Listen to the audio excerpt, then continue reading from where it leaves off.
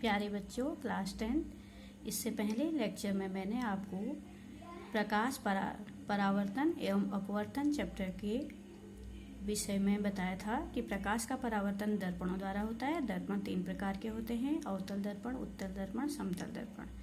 ठीक है, तो अब आज हम ये देखेंगे कि गोली दर्पण जब प्रतिबिंब बनाते हैं किसी भी वस्तु का, तो गोली दर्पणों पर गिरने वाले किरणों का पैटर्न क्या रहेगा।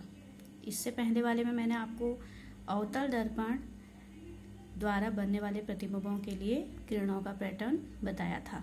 आज मैं आपको उत्तल दर्पण द्वारा बनने वाले प्रतिबिंबों के लिए किरणों का पैटर्न समझाऊंगी। ठीक है, तो इससे पिछली बार मैंने आपको बताया था कि कोई भी किरण दर्पण पे जिस मार्ग से गिरती है उसके लौटने का पैटर्न भी उसी हिसाब से होता है।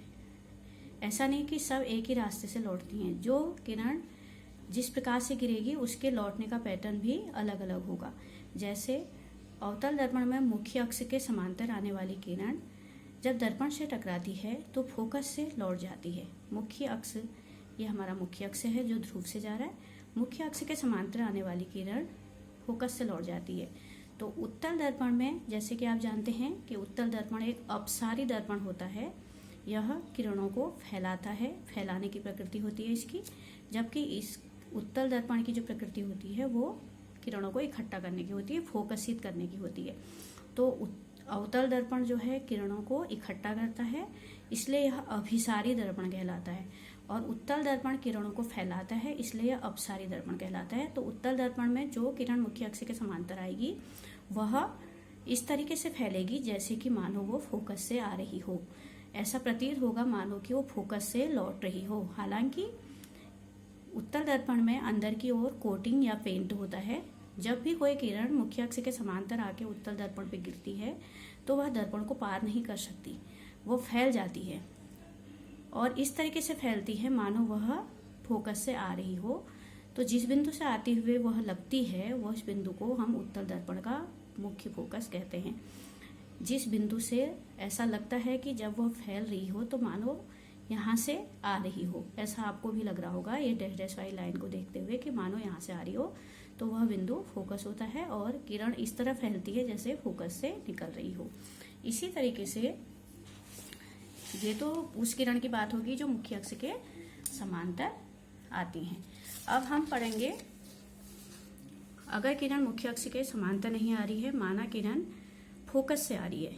अब अगली किरण हमारी है जो फोकस से आ रही है। तो जब भी कोई किरण अवतल दर्पण पर इस तरह पड़ती है कि वह फोकस से दर्पण पे आती है तो वह समांतर चली जाती है। ठीक है, क्योंकि जब समांतर आती थी तो फोकस से जाती थी, अब फोकस से आ रही है तो लौटेगी कैसे? समानांतर। और उत्तल दर्पण में क्या होता है इसके कंपैरिजन में? उत्तल दर्पण में भी जो किरण फोकस की ओर आती हुई लगेगी, जिसकी सीध ऐसी होगी कि मानो वो फोकस पे गिरे, लेकिन वो यहीं दर्पण पे ही रुक जाएगी और वो कैसे लौटेगी? समानांतर लौटेगी। ठीक है, जो किरण फोकस की ओर जाती हुई प्रतीत होगी वह किरण उत्तल दर्पण से टकरा करके समानांतर वापस लौट जाएगी। ये वापस लौटने वाली किरण है, ये दर्पण पे गिरने वाली, ये आपतित किरण है, ये परावर्तित किरण है।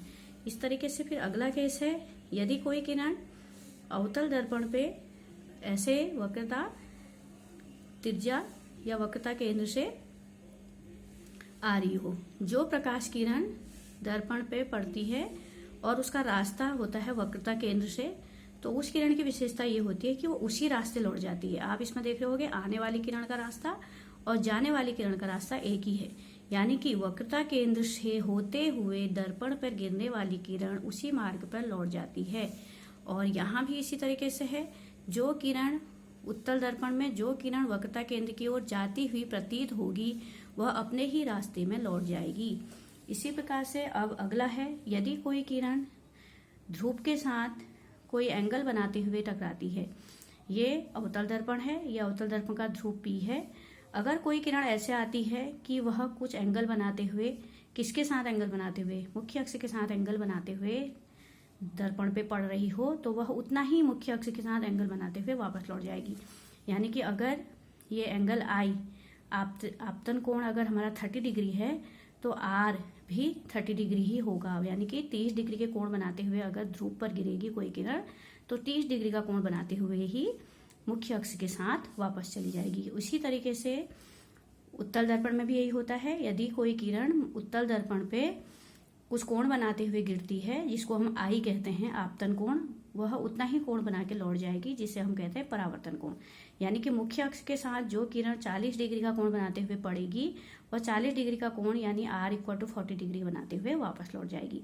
तो ये वो पैटर्न है जिसके आधार पर उत्तल दर्पण एवं अवतल दर्पण अपने सामने रखी हुई वस्तुओं का प्रतिबिंब बनाती हैं। प्यारे बच्चों, प्रतिबिंब बनाने के लिए हमें सिर्फ 2 किरणों की आवश्यकता होती है। यदि बहुत अधिक किरणों का हम यूज करेंगे तो हम प्रतिबिंब सही से प्राप्त नहीं कर पाएंगे। तो वो कौन सी 2 किरणें होंगी जो प्रतिबिंब को बनाएंगी स्पष्ट एवं साफ, और उन किरणों का पैटर्न क्या होगा ये मैंने आपको समझाया। अगले वाले लेक्चर में मैं आपको बताऊंगी कि अवतल दर्पण के सम्मुख रखी हुई वस्तुओं का प्रतिबिंब कैसे बनता है और उत्तल दर्पण के सम्मुख रखी हुई वस्तुओं का प्रतिबिंब कैसे बनता है।